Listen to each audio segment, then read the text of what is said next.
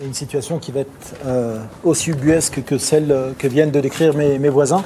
Pour expliquer très rapidement d'où je viens et pourquoi je travaille sur la Turquie, je travaille pour un nouveau média que vous ne connaissez peut-être pas forcément, qui s'appelle Les Jours, lesjours.fr. J'ai travaillé assez longtemps, une vingtaine d'années à Libération, et avec d'autres journalistes, notamment de Libé, nous avons décidé il y a à peu près 2 ans de créer un nouveau média pour en finir avec l'exhaustivité, choisir des sujets, une quinzaine seulement, qu'on appelle les obsessions, pour les creuser en profondeur et sur la durée. Mon obsession, à moi, c'est la Turquie. Je sais depuis cet été que je vais travailler l'été dernier que je travaille sur la Turquie. J'ai passé quelques mois à lire, à me mettre un petit peu à jour sur l'histoire de l'Empire ottoman, l'histoire de la Turquie moderne, l'histoire politique de la Turquie. Et puis ensuite, assez vite, j'ai fait des premiers voyages en Turquie, à blanc, entre guillemets, pour rencontrer du monde, à la fois des militants, des élus, des artistes, et puis également des journalistes. Et la première journaliste que j'ai rencontrée, c'était en décembre. On m'avait donné son contact en me disant qu'elle travaillait dans un quotidien plutôt conservateur, mais que c'était quelqu'un d'ouvert, d'intéressant, avec une vision très panoramique de la situation politique de son pays. Je la contacte en anglais par SMS. Elle me répond, il faut que je parle un peu plus fort ? D'accord, très bien. Elle me répond très méfiante en me demandant comment j'ai son contact, qui m'a donné ses coordonnées, pourquoi. Elle me donne un premier rendez-vous qu'elle change au dernier moment. Finalement, on se voit au 2e sous-sol d'un centre commercial, dans un café où il y avait une foule autour pour qu'elle soit assurée d'être tranquille, de ne pas être écoutée. Je trouvais que ça faisait beaucoup. On passe 2 heures ensemble, c'est vraiment passionnant tout ce qu'elle me dit. Et à la fin, on échange nos coordonnées. Et elle me dit, je vais garder votre portable, est-ce que je peux le donner à ma famille si jamais demain je suis arrêté, qu'on soit assez vite prévenu que j'ai été arrêté. Elle avait déjà été convoquée plusieurs fois. La dernière fois qu'elle avait été convoquée, c'était pour même pas des tweets qu'elle-même avait émis et qui parlaient du Premier ministre, c'était pour des réactions à ces tweets. C'est-à-dire des tweeters avaient réagi à des tweets, ça n'avait pas plu et elle avait été convoquée. Son rédacteur en chef, lui, avait passé 5 jours en garde à vue pour des tweets qu'il avait faits qui avaient également déplu. La situation aujourd'hui des journalistes en Turquie, c'est ça. Un bon nombre d'entre eux sont convoqués, sont même arrêtés. Les 2 plus connus aujourd'hui sont Can Dündar et puis Gül, j'ai oublié son prénom, Erdem Gül, bien sûr, de Cumhuriyet, qui ont été condamnés tous les 2 à 5 ans de prison au mois de mars. Alors on va en parler plus longuement tout à l'heure, donc je ne m'attarde pas. Ce que je trouve intéressant, c'est la raison pour laquelle ils sont condamnés, notamment pour divulgation de secrets d'État. C'est-à-dire qu'on ne conteste même pas les informations qu'ils ont données. Pour rappel, le fait d'avoir livré des armements à des djihadistes en Turquie via les services secrets turcs, c'est même pas contesté. On leur reproche juste de l'avoir dit, c'est-à-dire d'avoir fait leur métier.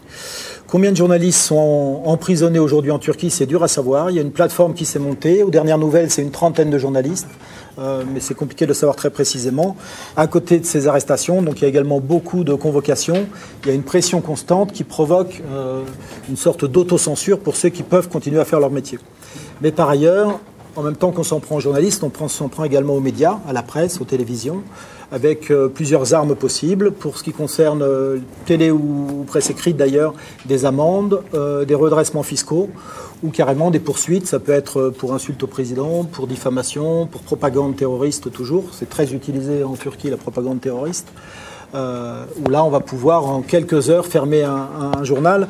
Et là, c'est intéressant d'avoir une vision globale. Et on voit qu'on rejoint ce qu'on disait juste avant sur la justice. C'est-à-dire que depuis les purges qui ont commencé surtout à la fin de l'année 93, au moment où le président Erdogan s'est séparé de la confrérie Gülen, avec qui il avait structuré son administration.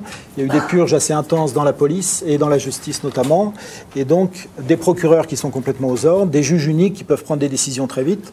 Par exemple, un quotidien comme Zaman, qui a longtemps été assez favorable à Erdogan, a été saisi en quelques heures, placé sous tutelle plus exactement. Une nouvelle équipe est arrivée. Et 3 jours plus tard, la une de Zaman mettait Erdogan en une, en vantant le prochain pont qui va être construit à Istanbul. La presse est aux ordres, et là on voit un petit peu comment se met en place une vraie machinerie. En janvier, pour le 2e ou 3e voyage en Turquie, j'avais rencontré Engin et puis Çağla.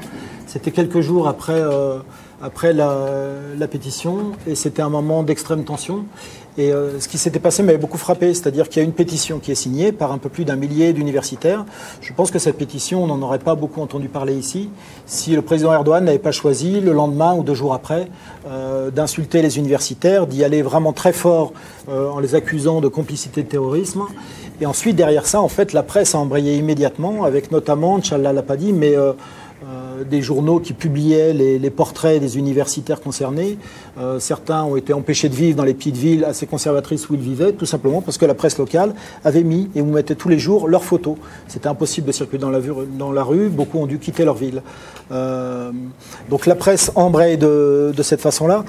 Autre chose que moi je trouve intéressante, c'est la façon dont c'est mis en place progressivement. Je crois qu'Erdogan s'est toujours intéressé à la presse, en fait. Quand il était maire d'Istanbul en 1995, l'un de ses premiers réflexes avait été de créer une station de télévision à sa gloire, de s'intéresser déjà de très près à tout ce qui s'écrivait, et ensuite c'est allé en se renforçant. Le résultat de tout ça, c'est ce qui m'intéresse là-dedans, moi, c'est bien sûr pas du tout une défense corporatiste de collègues turcs, mais beaucoup plus les conséquences dans une démocratie, c'est-à-dire la difficulté de s'informer, qu'on voit en permanence.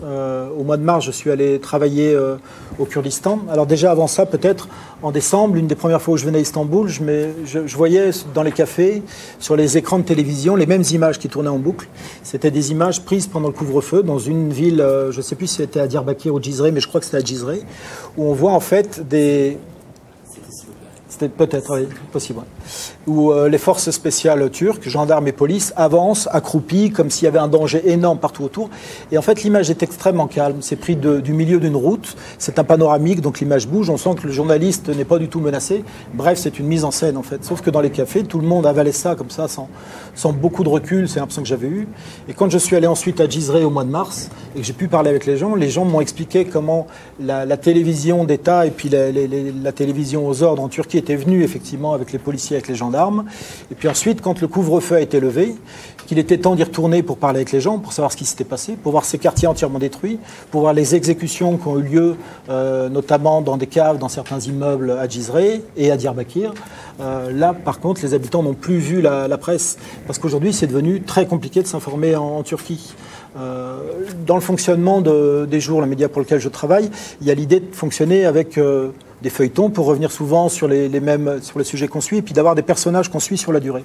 C'est intéressant parce que ça permet des fois de comprendre comment fonctionne une société, alors que des fois on est plus dans l'écume quand on travaille comme journaliste. Et je dis ça parce que l'une des personnages que je suis, une étudiante, est très conscientisée, entre guillemets, très informée, elle s'informe, elle parle, elle lit l'anglais, elle s'informe sur les médias étrangers, mais elle me dit, mais chez moi mon père, lui, il parle que le turc, il lit les journaux, mais des journaux qui sont aux ordres, il regarde la télévision qui fait de la propagande, et mon père, il est devenu aujourd'hui très très anti-kurde, beaucoup plus qu'il ne l'était, parce qu'il a l'impression que ce qui est en train de se jouer au Kurdistan depuis cet été, c'est la lutte contre les terroristes. Parce que les médias qui sont aux ordres ne disent pas que dans les bilans qui sont donnés par le gouvernement, le dernier bilan pour les deux villes qui viennent d'être levées de couvre-feu le 2 juin dernier, c'est 1000 morts. Et les journaux ont tous utilisé la même utilisation. 1000 hors-la-loi terroristes ont été tués. Et quand on va sur place, on se rend compte que ce bilan, c'est en fait à la fois les unités urbaines proches du PKK, mais également des civils qui meurent sous les bombardements, qui meurent de tirs perdus, etc., etc. Voilà l'une des conséquences. Alors, comment est-ce qu'on fait pour s'informer quand même aujourd'hui en Turquie ? Les réseaux sociaux. Sauf que les réseaux sociaux, dès qu'il y a un événement grave, Facebook est fermé, Twitter est fermé, tout ce qui permet de s'informer. Alors, les gens apprennent bien sûr à contourner, à apprendre comment est-ce qu'on va depuis un hébergeur étranger pour pouvoir s'informer, mais tout le monde ne sait pas faire ça. Il y a 2 jours, il y a eu une bombe de nouveau à Istanbul. Quelques heures après, c'était impossible de joindre qui que ce soit sur les réseaux sociaux, d'avoir quelque information que ce soit. Il reste quand même quelques sites. Je pense à T24. Je parle moins de sites activistes, mais de sites qui essaient de faire une presse la plus précise possible. Birgun, Taraf, il y en a d'autres, mais de moins en moins. Et puis il y a donc la presse étrangère, avec une situation également compliquée pour les journalistes étrangers qui vivent à Istanbul ou en Turquie. Moi, je vais là-bas régulièrement, mais je me déplace, je repars. On peut un jour éventuellement m'interdire de territoire, pour une raison ou pour une autre, mais on ne peut pas m'obliger à quitter la Turquie. Tandis qu'un journaliste qui est installé, il est obligé pour travailler d'avoir un titre de séjour. Pour ça, il lui faut une carte de presse. Et les journalistes qui font bien leur travail, je pense notamment à l'un des journalistes du Spiegel, qui travaillait vraiment bien, se voit interdit de carte de presse et donc plus de titre de séjour, obligé de quitter le territoire. Donc, voilà la situation. Je vais en finir là. Je ne sais pas si j'ai fait mon quart d'heure. J'ai encore 5 minutes, mais c'est pas la peine. Je n'ai pas besoin d'en dire plus. On aura peut-être plus de points de temps tout à l'heure pour débattre. Voilà, je vais donner mes 5 minutes à Engin.